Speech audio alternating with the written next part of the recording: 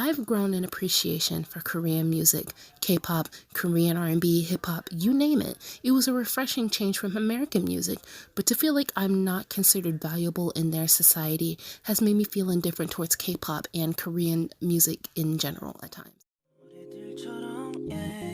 Come play me, don't be afraid.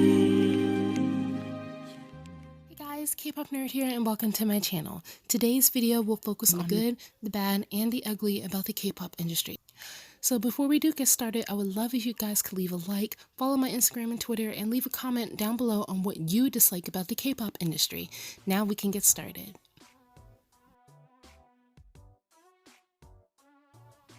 This is nothing new at this point. Fan wars have always been an issue in the K-pop fandom. However, extreme fans tend to take it too far by not only insulting the K-pop fans, but the idols as well. It's disgusting seeing how hateful people can be toward a celebrity they don't even know, especially when they should know at this point how the K-pop industry operates. K-pop capitalizes on the success of these idols, and the idols work themselves to the bone just to get recognized. Even the trainees, they capitalize off of them. Why would these toxic fans continue to cyberbully and hate on them? We've seen the effects it's had on Sully and Guhara just as an example, and it needs to end. And then the crazy fans. Oh lord, they're just as bad as the cyberbullying ones. Being stalked by the people that you know, your fans, having them call your number during your downtime, being chased, sexually assaulted. Well, I don't even say sexually assaulted. No, I'll include that, but I meant to say harassed initially. I'll say both of them. You know how, when they touch you, when you're just even walking through the airport and they're not supposed to be? That's not cool. They didn't ask for these things. The idols continuously beg for the fans to stop harassing them online, and they don't listen. But then they're the first ones to be hurt by idols' words if they speak up and defend themselves. Like, really? That doesn't make any sense to me. The industry itself. When I first got into K-pop, I was extremely ignorant to just how toxic and shameful the industry can be to the idols and even the companies, even the fans. From the award shows to the media coverage of scandals, it's just... They can be relentless and unforgiving when discriminating against the idols. But why? Perfect example, the SBS Gayo Daejeon of 2019. They've put idols in danger with performing on shaky, slippery stages, and as a result, Wendy from Red Velvet has sustained injuries to her pelvis, wrist, and face. Solar, I believe she fell down or almost fell down or something like that. I remember seeing the photo online. And other idols. And if that were to happen here in the USA, the award show would have been sued. Point blank, period. It's crazy. Next, the companies training these idols, for example. The longer you stay in the K-pop fandom, the more you learn just how ridiculous the standards can be for trainees. They're often put into slave contracts and are heavily restricted on what they eat, what they wear, how their overall appearance should be, their skin color, you name it. Now imagine being a trainee for years, learning Korean, practicing singing, rapping, and dancing, rarely seeing your family, being on a restricted diet, all that stuff. It can be extremely isolating. Then, if in a big if you do debut, you have a 50% chance to succeed or fail. Nowadays, it's easier because of social media for a group to put themselves out there, but it's still a tough business that doesn't guarantee success.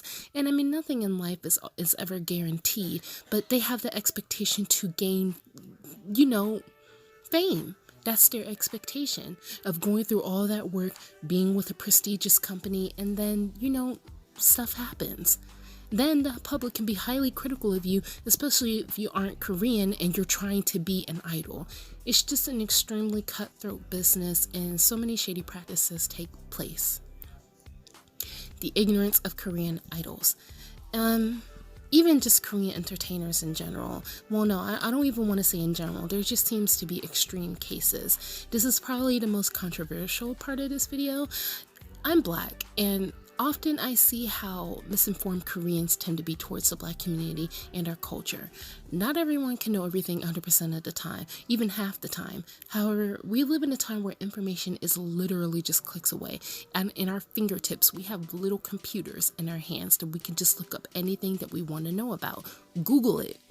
There have been numerous times, where an idol I had respected and admired has said something hurtful, whether or not it be intentional, and for the people to continuously defend what what they say by saying, oh, they aren't familiar due to not being around Black people.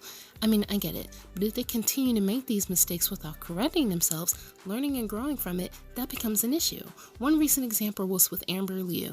She's from Los Angeles, yet her comments regarding the potential police brutality incident, the one where the guy was harassed by officers because he was eating in a public place, it went viral, and Amber's comments just weren't cool.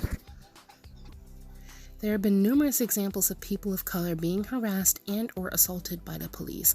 I'm glad she apologized. However, just little things like this incident, it just really has opened my eyes to just how close-minded the industry can be to people of color, or even what I hate to say, I don't like generalizing people or a group of people, because like I said, there can be extreme cases, but I just, the more that I'm heavily into Korean culture, or how Koreans are, it just seems more prevalent, especially in the entertainers that I enjoy. So I don't want to say it's like a general thing, but you know, they are living in a society where, you know, they mostly see the same people that always look like them all the time, compared to America, which is more diverse. I mean, I don't really know how to comment on it, but I don't want to make it seem like it's a negative thing, like, oh, they're racist. Da, da, da. No, it's just their lack of not being around people of color. It really shows, and the ignorance behind it. Like I said, everyone has had instances where they're ignorant.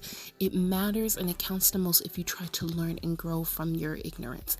That's all I basically want to say. You know, it's just harmful to think.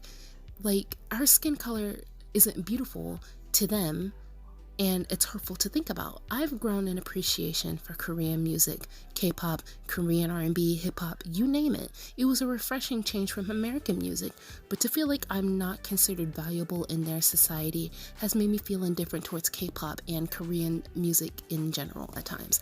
Does this Korean artist that I love and adore secretly hate my skin color? I'll never know, and it's scary to think about. I've noticed I've become slightly withdrawn from K-pop stuff in the past few months. I still love and appreciate the music because of the amount of effort these idols put into it, but I begin to think, do they value me as a fan or not? It's just little things like that that just come in my head at times. What do you guys think? What do you dislike the most about the K-pop industry? Leave your comments down below. Don't forget to leave a like and subscribe to my channel. It really helps. Follow my Instagram and Twitter as well. Thanks, guys. See you later. Let me your favorite. 너의 하루의